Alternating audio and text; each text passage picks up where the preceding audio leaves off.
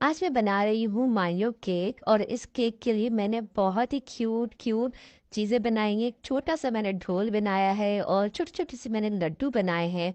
और आप मायो केक में बहुत ज़्यादा क्वेश्चन रखे हुए देखते हैं, तो मैंने उसको चेंज करके यहाँ मैंने बनाई है मेहंदी की प्लेटें। मैंने मेहंदी की प्लेटें और छोटी छोटी सी कैंडल्स बनाई हैं। थोड़ा सा मैंने मायो केक को चेंज किया है।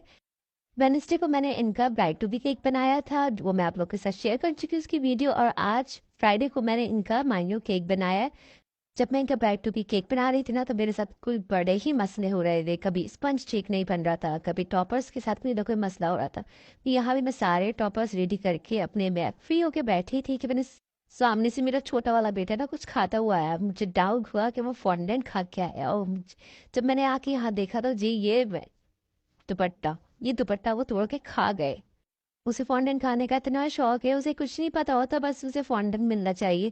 तो ये मैंने छोटा सा दुपट्टा बना के रखा था, डॉल के सर पे ये लगाया हुआ था मैंने इसके जूड़े में। तो बहुत ही क्यूट सा स्कार्फ टाइप था ये केक। मैं आप लोगों के साथ इसकी शेयर कर चुकी वीडियो। तो ये मेरा बेटा तोड़ के देखे तरह खा के चले गया। और मैंने इतनी मेहनत से ये दुपट्टा बनाया था क्योंकि ये बहुत बारीक बेलना था और मुझे इसे ड्राई करके ही लगाना था, क्योंकि क्रीम केक पे आप लोगों को पता है कि टॉपर्स गिर जाते हैं।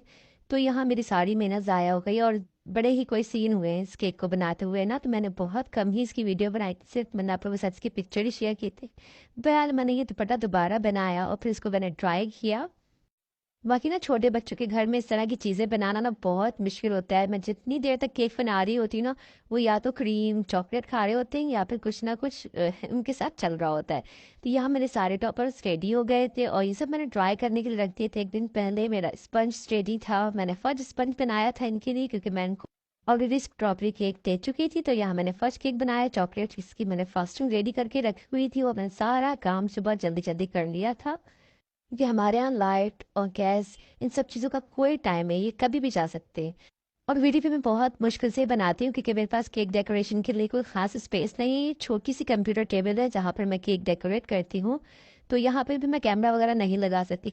तो बस किसी न किसी तरह से मैं थोड़ी थोड़ी सी क्लिप्स वगैरह बना लेती हूँ, क्योंकि मुझे कुछ ना कुछ अपने पेज पे अपलोड करना होता है। क्योंकि केक डेकोरेशन के लिए ना बिल्कुल आपको क्लीन और साफ स्पेस चाहिए होता है। कहीं से भी कोई चीज़ उड़ के आपके केक को ख़राब कर सकती है। तो किचन में तो मैं बिल्कुल भी नहीं केक डेकोरेट करती, क्योंकि इतने ज़्यादा स्टीम और हीट वगैरह किचन में होती है। तो मैं कोशिश करती हूँ कि मैं इसे अपने रूम में ही डेकोरेट करूँ। तो ये मेरा आज का केक रेडी है। अब ज़रूर देखिएगा, मुझे कमेंट ज़रूर किया करें। आप लोग सिर्फ सिर्फ वीडियो देखते हैं, लाइक करते हैं, लेकिन कमेंट भी किया करें।